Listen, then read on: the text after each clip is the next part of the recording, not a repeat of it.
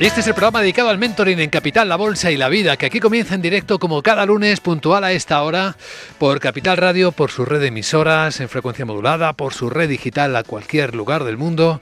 Nos conecta y por YouTube también, por nuestro programa emitido en streaming, que también se convierte en una buena biblioteca de video podcast que ya colecciona, a ver cuántos, 473 programas. La voz que acaban de escuchar es la de Julio Rodríguez, fundador y CEO de la red de mentoring de España y Latinoamérica. Buenos días, Julio. Muy buenos días, Luis Vicente.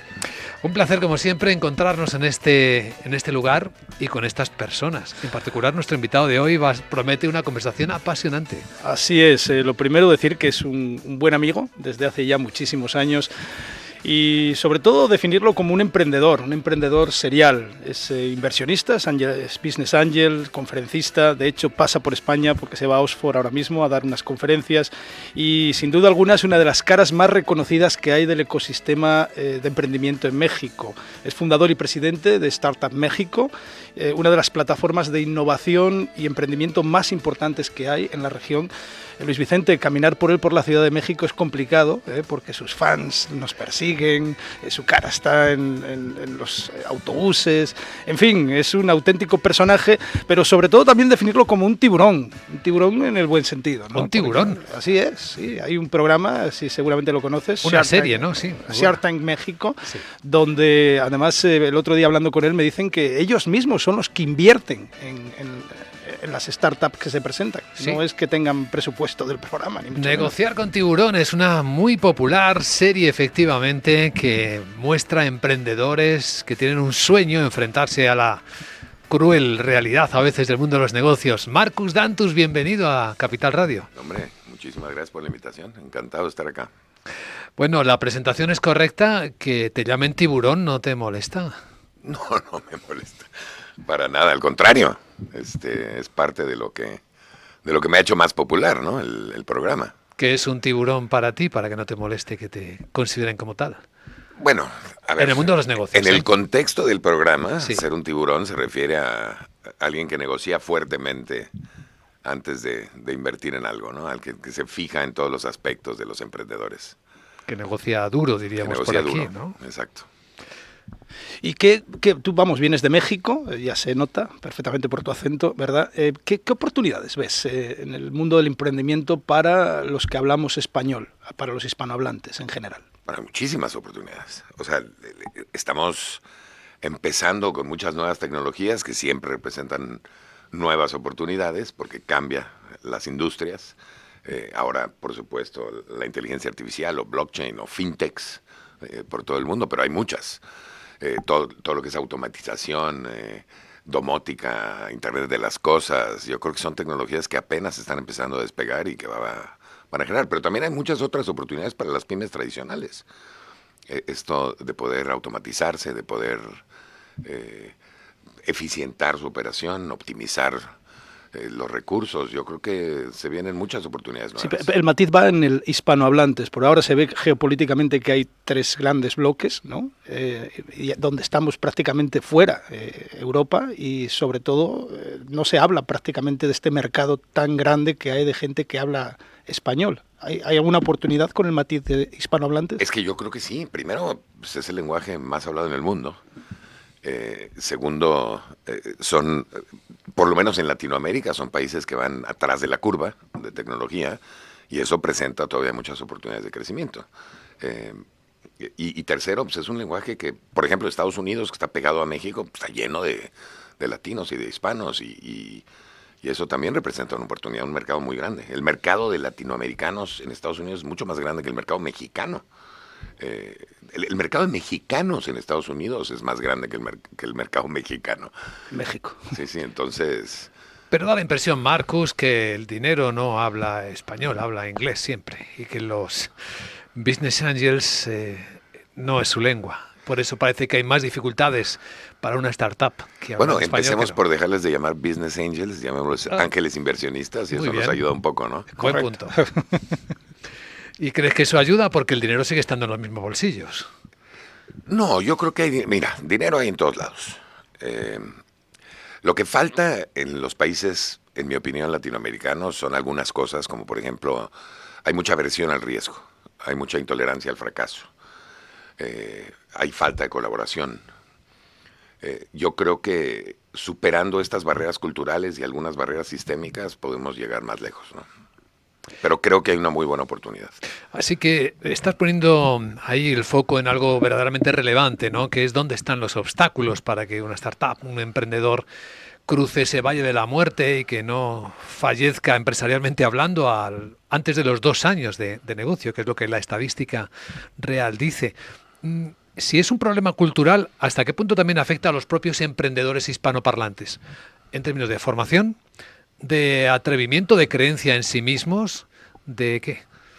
Yo creo que la parte de creencia en sí mismos ya está superada, cada vez más. Se está esparciendo mucho la cultura del emprendimiento, algo que antes no había.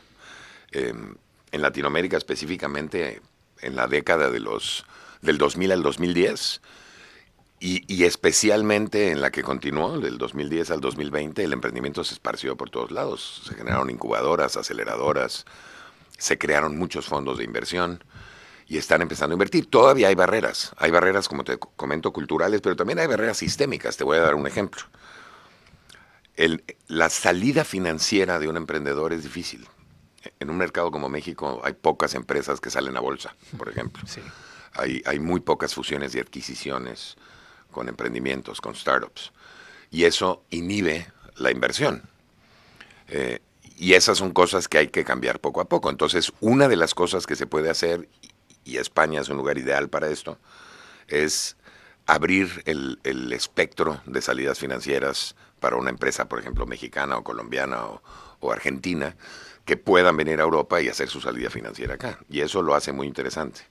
Y creo que ahí hay otra área de oportunidad. Pero yo creo que el convertirte en emprendedor, el creer en tu potencial como emprendedor, ya se está dando.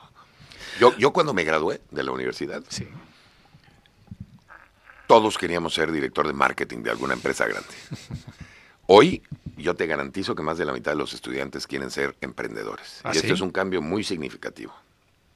Pues aquí no se nota mucho, ¿eh? En España parece que el sueño es ser funcionario público antes que emprendedor, No estoy de acuerdo, ¿eh? ¿no? Yo he estado en varias regiones de España, por ejemplo en Valencia hay un movimiento emprendedor brutal, en Barcelona, en mismo Madrid, y ahora en Málaga y en Andalucía. O sea, yo creo que el emprendimiento está esparciéndose de una manera muy importante, ¿eh? Oye, el otro día hablábamos, cada vez más se polariza en la sociedad y en términos económicos también, ¿no? Me dabas unos datos impactantes. Me decías que 2 estados de Estados Unidos, su Producto Interno Bruto es casi la mitad de México. Y otra cosa que me llamó muchísimo la atención es que la fortuna de Elon Musk le permitiría comprar prácticamente el Producto Interno Bruto de De la mayoría de los países la del mayoría mundo. de los países del mundo, ¿no? Esa polarización nos sesga un poco el futuro de... Ya no te hablo de los países y no te hablo entero de la humanidad, ¿no? Porque al final el dinero se acumula y el dinero es poder, al fin y al cabo. Sí, creo que vamos a tener que trabajar mucho la distribución de la riqueza, sin lugar a dudas. Más en países menos desarrollados, en donde la clase media está desapareciendo. Hay un estado que es California, que sería la 5ª economía del mundo. Sí. Entonces, mucho mayor que inclusive la economía mexicana, el solo estado, ¿no? Sí hay una gran acumulación de riqueza. Creo que, por ejemplo, la inteligencia artificial podría ayudar a generar riqueza en muchas otras gentes, pero de todas maneras sigue habiendo una brecha grande entre la gente que tiene acceso a la tecnología y la gente que no. Y esto es una cosa importante que hay que trabajar. Bueno, Marcos, estás en un programa dedicado al mentoring. Nos gustaría que compartieras tu visión del mentoring en este mundo de los emprendedores. ¿Qué puede aportar un mentor que no le va a aportar un MBA, un libro, un curso o incluso una experiencia propia? Yo creo mucho en el mentoring. Yo creo que a veces una llamada de 15 minutos, media hora puede cambiar el rumbo de una empresa y la vida de un emprendedor sin lugar a dudas. Es más, yo invierto mucho en etapas tempranas en las empresas. Cuando inviertes en etapas tempranas en las empresas, el dinero no es lo más importante de tu inversión. Yo creo que la experiencia, los contactos, el conocimiento de una industria es lo que realmente te aporta. Y eso es lo que te aporta un mentor. Este cúmulo de experiencia, este cúmulo de conocimientos son importantísimos. Y el poder empezar a segmentar a los mentores por sus áreas de experiencia y de conocimiento y luego aportar eso a los emprendedores es muy interesante. Sí, aparte tú tienes una visión muy clara, ¿no?, de cómo tendría que evolucionar el mentoring. Hablamos de una iniciativa empresarial que tienes, que es México Limited, donde lo que visualizas es esa oportunidad casi a golpe de clic, poder conectar con personas que te ayuden por 20, 30 minutos. O sea, no ves algo tan estructurado, sino algo mucho más orgánico, ¿no? Es que las empresas, o sea, especialmente cuando emprendes por primera vez, hay muchas dudas que tienes. Muchas cosas que no sabes, muchos problemas a los que te vas a enfrentar que si lo haces solo es mucho más difícil. Y poder, no evitarlos, porque siempre te vas a dar golpes, digo, es parte del emprendimiento, pero el poder mitigarlos de una manera más veloz Claro. es algo importantísimo. Y Oye, yo creo que el mentoring aporta mucho a eso. ¿Has fracasado alguna vez? Sí, claro, varias. Es parte del... Es más, yo siento que... A ver, el fracaso solo es un fracaso si no aprendes de él. Si no, se vuelve una lección de vida. Y en ese sentido he tenido muchas lecciones. Pero no siento que he fracasado. Cada vez que he fracasado aprendo algo nuevo y trato de no golpearme con el mismo poste 2 veces, ¿no? Y sobre la gestión del fracaso, Marcos, que este es un tema muy interesante particularmente en España, donde se tiende a intentar una vez más salvar lo que parece insalvable. ¿Cuándo dices, esto hay que cerrarlo? Es una pregunta muy compleja que me han hecho muchas veces. Yo soy de la opinión de que en tu vida se van abriendo puertas y se van cerrando puertas. Y tienes que darte cuenta cuando ya no se abren puertas y nada más se cierran. Y en ese momento es cuando yo creo que debes de dejar de ser o intentar ser resiliente y decir, creo que hasta aquí llegué, ¿no? Pero es una cosa muy personal. Socios sí, socios no. Yo he escuchado muchas opiniones al respecto. Mejor hacerlo solo. Luego vete incluyendo gente. Si puedes pagarla, mejor que tenerlos como socios. ¿Cuál es tu experiencia en eso? Yo creo que socios sí, sin lugar a dudas, pero tienen que ser socios que complementen tus conocimientos. Es decir, ¿para qué tienes un socio que sabe lo mismo que tú? Si tú eres un experto, por ejemplo, en ingeniería, pues trata de tener un socio o sea, un grupo multidisciplinario de socios en donde tenga alguien experiencia en marketing o en ventas, tenga alguien experiencia en finanzas o en administración, quizá en diseño o en algo creativo. Trata de complementar la experiencia. El emprender solo, especialmente en las primeras veces, es muy difícil. Tienes que tener a alguien con quien rebotar. Pero la mayoría de los fracasos vienen por problemas entre socios. Muchos de los fracasos vienen por problemas entre socios porque las reglas no están bien definidas. Las reglas del crecimiento y las reglas del divorcio, en el caso de algún problema. Yo creo que si defines bien las reglas, se evitan muchos de estos problemas. Este es un buen momento, Marcos, para que nos cuentes tu experiencia, ¿no?, acompañando a tantos emprendedores. ¿Qué errores ves que repiten una y otra vez? Como si hubiera algo en común entre ellos. Bueno, el primero lo comentó Julio ahora, ¿no? Uno de los primeros errores de los emprendedores es precisamente pelearse entre los socios. Se pelean cuando la empresa va mal, por supuesto, pero también se pelean cuando la empresa va muy bien. Empiezan a tratar de repartirse el dinero de más y yo hice más que tú y yo merezco más. Por eso creo que las reglas tienen que estar muy claras. Hay muchos otros errores. Buscar la perfección, por ejemplo, para antes de salir. O no resolver un problema específico. Generar una solución que al final de cuentas busca un problema. Esto le pasa mucho a los ingenieros, a los investigadores que desarrollan algo porque tienen la capacidad de desarrollarlo, pero no están resolviendo un problema real. Y entonces cuando acaban con esta tecnología, por ejemplo, este nuevo invento, salen a buscar un mercado que no existe. Y esto es un problema grave. Quizá el problema más recurrente que yo he visto, por lo menos en Latinoamérica, es la falta el desconocimiento de finanzas. Hay mucha gente que estudia, y lo entiendo, estudia diseño porque no le gustan la parte matemática o porque no le gustan las finanzas. Pero si pones un negocio, tienes que por lo menos entender ciertas cosas. Tienes que saber si ganas dinero o pierdes, tienes que saber cuál es tu flujo de caja, tienes que entender ciertas cosas importantes, tienes que saber que los impuestos los debes y no son tuyos, el IVA, etcétera. Entonces, este desconocimiento de finanzas yo creo que mata a muchas empresas. Las finanzas y no el conocimiento de cómo se vende, porque hay muchos casos de emprendedores enamorados de su idea, que saben muy bien hacer su producto o elaborar su servicio, pero no conoce a sus clientes. Bueno, es que parte de lo que tienes que saber desde el principio y por ende resolver un problema específico, cuando tú encuentras, cuando se emprende ahora hay una estrategia de emprendimiento, una metodología que es muy conocida allá en el mundo, que se llama la metodología Lean Startup. Y esta metodología lo que te dice es que lo primero que tienes que hacer es hacer un prototipo y luego validar el prototipo en el mercado y encontrar lo que se llama Product Market Fit o un embone de mercado con tu producto. Cuando encuentras esto, ya sabes quién es tu target, ya sabes quién es tu cliente y entonces ahora puedes empezar a ejecutar la parte de la venta. Muchos emprendedores se avientan sin saber esto y ahí es cuando se generan problemas. Has visto cientos de emprendedores pasar por tu programa, por el programa de Shark Tank. ¿Qué es lo que buscas en un emprendimiento? ¿Qué es lo primero que te enamora? Porque tenéis que tomar decisiones ¿en qué? ¿En 5 minutos? Y además, Sí, como decía al poco principio, tiempo. invirtiendo tu dinero, ¿no? ¿Qué es lo que más te enamora de un A programa? ver, creo que lo que tienen que entender es que el programa funciona al revés que lo que es el capital de riesgo. Normalmente, tú tienes un emprendedor, te presenta un proyecto, lo conoces bien, haces una diligencia debida del proyecto y luego decides si inviertes o no. En el programa es al revés. En el programa tú, sin conocer al emprendedor, sin hacer una diligencia, decides que sí y luego haces la diligencia y luego conoces al emprendedor. Entonces, obviamente hay muchos pasos que omites desde el inicio. ¿Yo en qué me fijo? Yo me fijo específicamente en 3 cosas.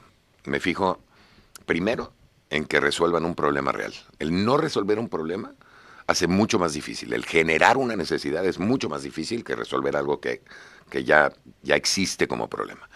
Segundo, que lo resuelvan de manera diferenciada. ¿Por qué?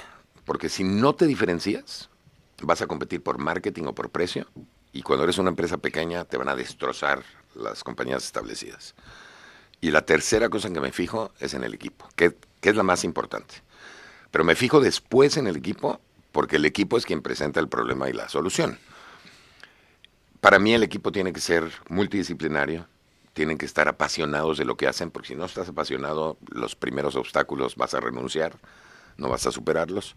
Tiene que ser gente que comparta por lo menos mi ética y tiene que ser gente que realmente vea que puede resolver, que puede improvisar, adaptarse a situaciones, etcétera, etcétera. Yo creo que eso es importantísimo. El equipo es quien hace que sea exitosa una empresa. ¿Y la edad? ¿Es lo mismo un emprendedor joven sin experiencia que un adulto que a lo mejor viene rebotado de una vida en la que ha aprendido mucho?